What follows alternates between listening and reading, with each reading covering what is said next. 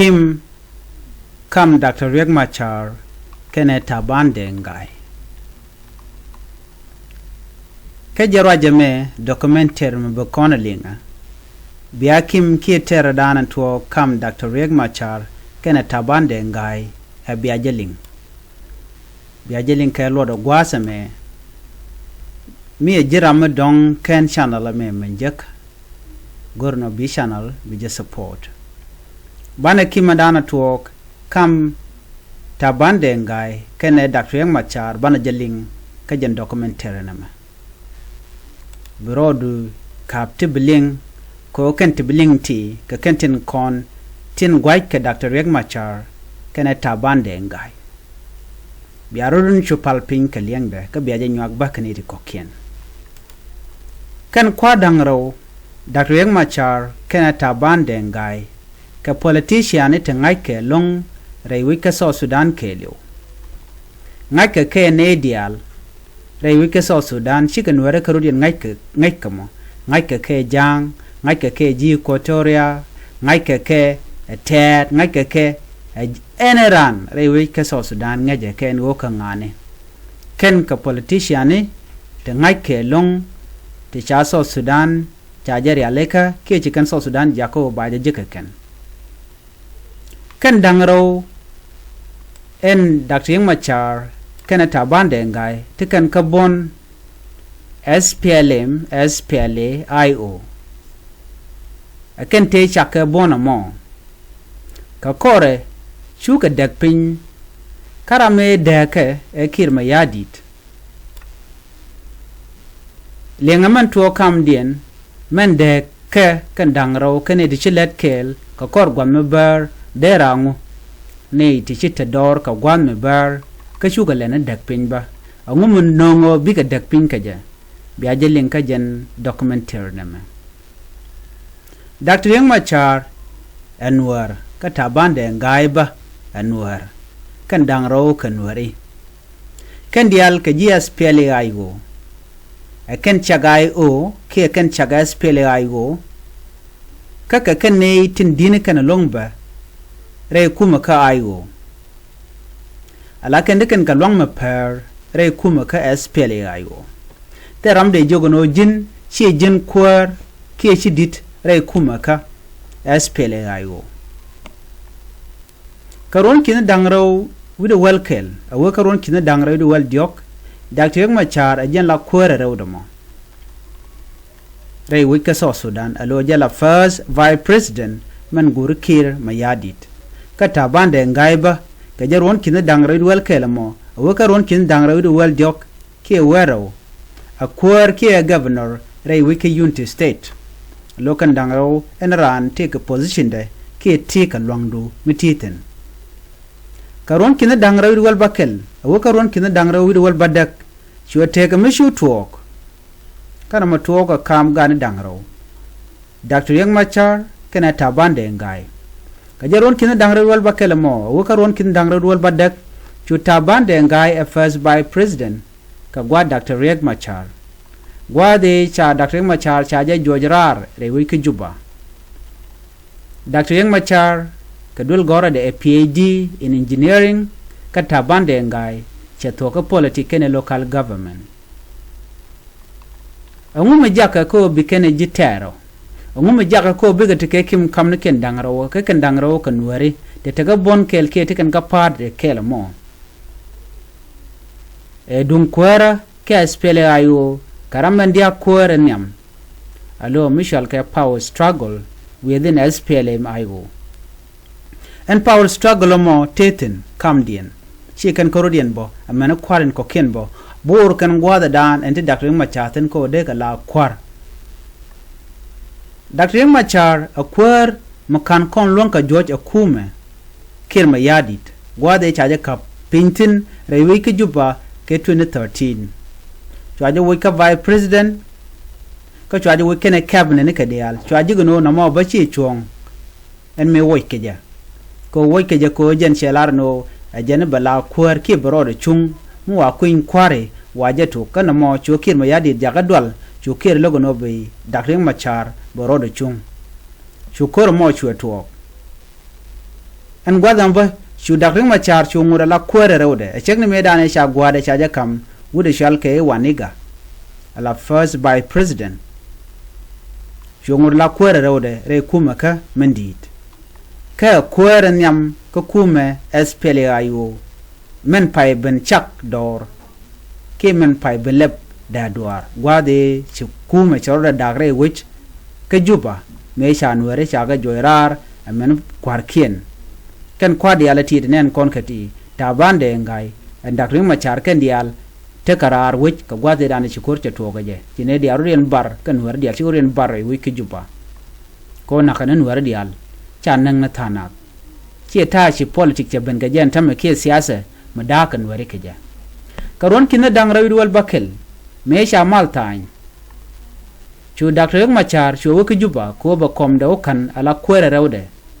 ke first vice president no mo to ko ron kin dang raw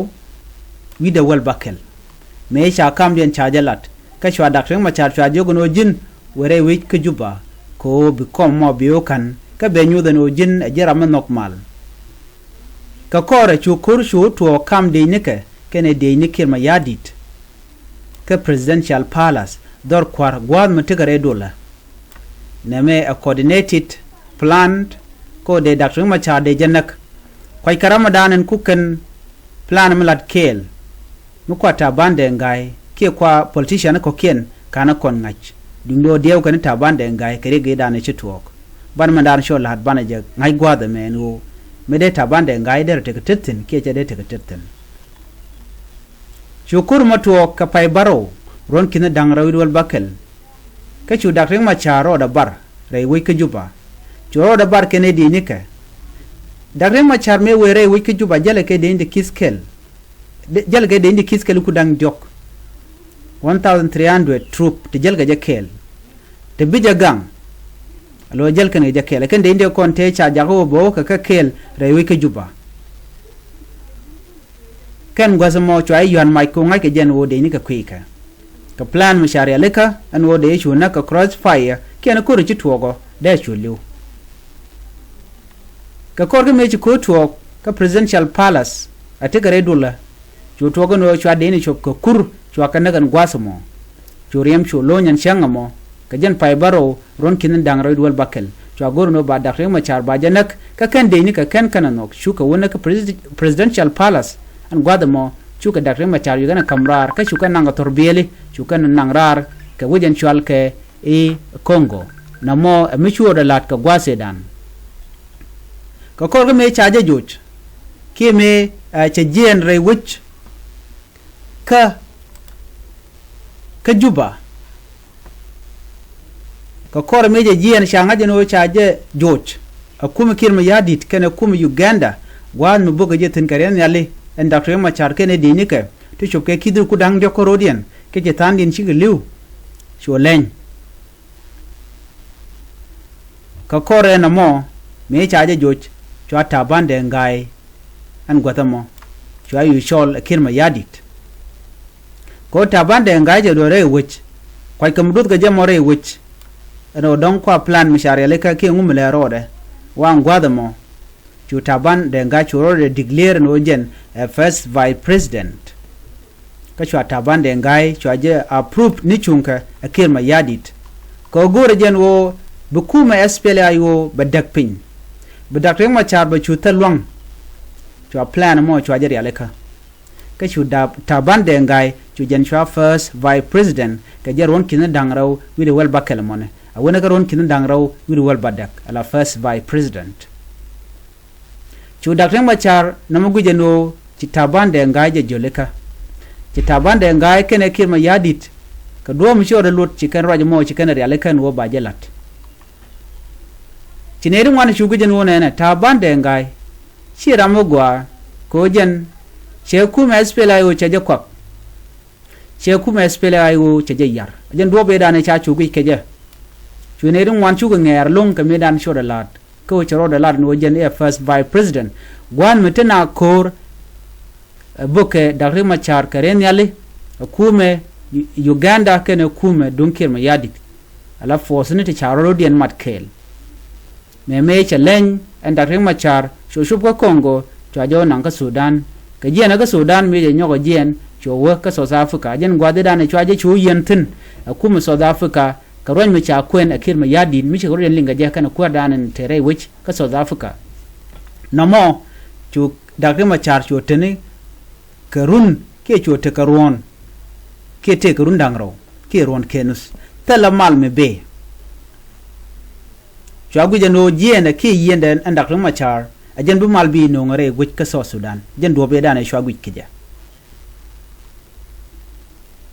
Shela den wona na ka jo on chalat point Taban de ngai ka kwi ko cha kom Dr. Riek Machar cha jakan Shela den no adu mu no ngana mal kaje ko shiwich cha ba kai nyal ajen mi madaro da kumi kirma yadit ka jamona jen do be dan shi Taban de ngai lat enamo cha Taban de ngai cha je kwe dwer kaje ko che kuma ayo cha je tuong mi jek she shu tian gwazmo jo Dr. Riek Machar kuma kirma yadit shulat jor ngo ajen dag malo shikir ma yadi de gorno de mal dere tere which ka South Sudan ajen do be dana chagui keje Dr. Riek Machar enamo she kuma espelayo che jako baroda nyok mushu maroda gwa you can structure you can nyok realaka chu Taban de ngai chu teka mishal ke SPLM IG ajen munong SPLM IG SPLM in government ka shu Dr. Riek Machar chu teka SPLM IO SPLM in opposition shuga shu dak pin inono ka gwadi dane shi termo cha tuwo kaje Dr. Riek Machar ajeni shi Taban de ngai kulat mulunu cha komde cha jamaj ka bom ka jena rewich gwan miteleje power ki teleje longten mugurno na kaje cha komde lo nang namo che lad no Taban de ngai shi ku cha jalat ka shu Taban de ngai Dr. Riek Machar ku jarba eno Dr. Riek Machar bum wide ka jaram dan logo bi malba ben ko cha roda baray wich gor jeno de Dr. Riek Machar de je keb de je yen ke de je nak duno ci Dr. Riek Machar ci leñ akana keb ka kana mu ka bot duno de ne ka tejal ka je kel charu de to wan cha kan nak are kormo karon kina dang rawi wal bakel gwade bi Taban de ngai ba mal be je kul lolatin kana kirma yadit ba je lo declare no jen a first vice president mu shwa guje no no mo che chong amene jen banga jaja duno ko siyasa gwe jen wo men chala de mogwa enana garay chalat point Taban ajene gono bi mal beben muray kono tem ngode tel mal michel nong gwade dane sho kwar ka tel mal michben weccho ngot kamite chunga ral medit korne chang liuna ni chang ray wika South Sudan an gwasa mo cho Deng mudi cho jenong cho no rodien cho dak cho te kane Taban de ngai kana ne Dr. Riek Machar ke chu ke ma yadi rode chu je gwa menaka nuare kaje gat kana men ka dong ko chu kwan rodien lok ke kwi kware na mo jen daga dan chu tuok kam Taban de ngai kana Dr. Riek Machar chu te kane tu ngwan te ay long ka te ay midi chu mena tama larana lar no cho ke spele maji cho ke spele mayu na mo chanwar chu nong kam mila politician ke politician yes ne ko no gor kware bran ba te ay gwad me ka bo gwada dien to ga ne to ka karon kina dangraw widu wal bakel chu te ay ngwan chu yu to gon gwasamo chu Taban de ngai chu te kwiken ma yadit ke spele maji chu te ne to ngwan ko kende chu tiat ko bika te ay ka kume Dr. Riek Machar ajenta dan enong tere ke kim kam Dr. Riek Machar ke je kaja ron kin dangraw du wal die jame ron kin dangraw jandangro die je to kontinene chane ngaje gwan wone ne cha Dr. Riek Machar cha nyok mi yan ke je cha jo wedana cha wala Taban de ngai me welat ka bargazal ke welat ka warab ke welat ki interstate ke kwi Dr. Riek Machar cha jenen ajen Dr. Riek Machar cha yene mal yan kana point mo ngodo terien ngodo tin chu mena tama ke jen ma jak South Sudan ko baterei rol ka misho de lot ajen dana go di yene ngaje na mon ngam te ka chuong ka tin dia lat karodian ngam nang nuari ka jan gwasime mu wat kariem ga nuar pin ka teda ka shirit gwada dan na ka nuarten ajen ana go di yene lingana me ter dan ta kam Dr. Riek Machar kana Taban de ngai kana mandana nakron nuar keliu ajen gwada dan to ko tin na mone biata kamal ban jigum do dien chuje pro jeno jin bi nyoka ne ko ken ke chuje pro jeno jin bi channel bi support ko bi yen store ti kati ki documentary ti tin bien kalinga ngwasame biata kamal